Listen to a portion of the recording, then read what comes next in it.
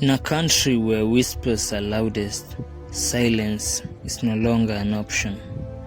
The voices that once stayed in the darkness came out of their shadows into the light. Women are the majority in this country, while we are still marginalized in the political, social, and economic structure.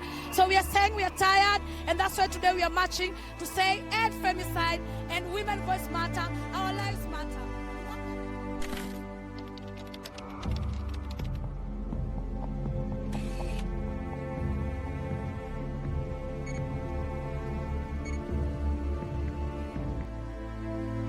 A menace that once spread like bushfire since time immemorial, gender-based violence.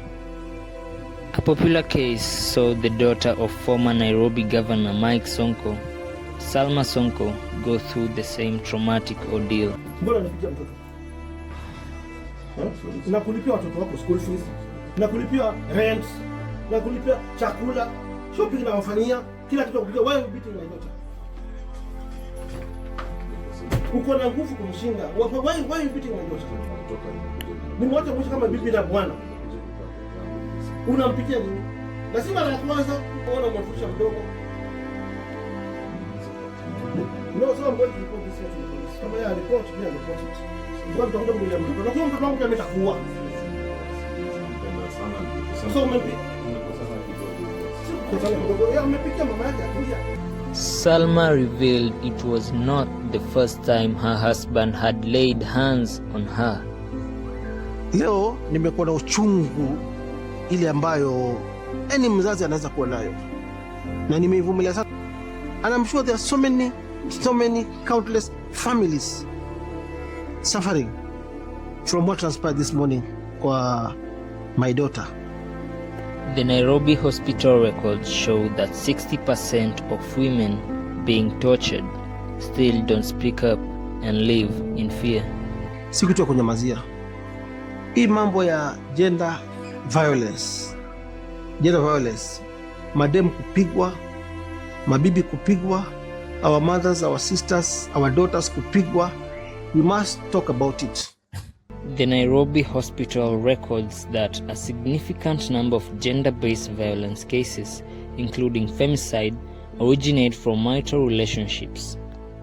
Most of the cases being that women not being able to speak up. In this case, we meet Ian, who was a witness of how her sister was subjected to torture and harm by her former fiancé. Ian explains how he didn't know gender-based violence was a real thing until it happened to one of their own. The guy that proposed my sister started being drunk for his personal reasons in here today. He wasn't a drunk before they dated, but when they got engaged, he started drinking a lot. Drinking a lot resulted to him coming home late. They started having issues with my sister. When my sister decided to confront the guy became violent. The aftermath of silence proved to be the burning oil fueling the violence.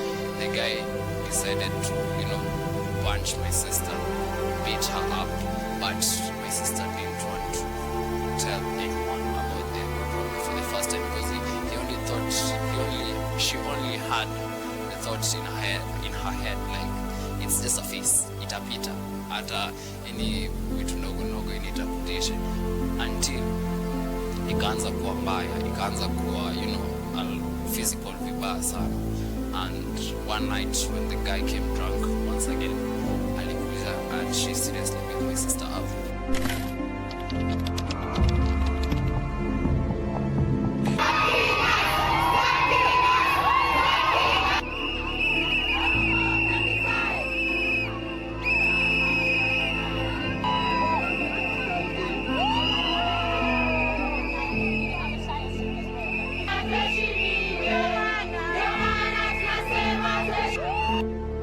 Then came the voices, the movements. The country was not going to be silent anymore.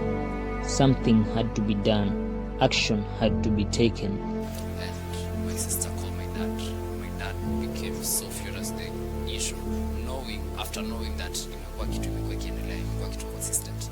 So my dad was so angry, but not my sister, like the whole thing.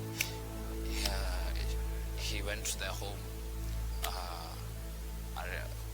made sure the girl was arrested, na wenda searches zote police station.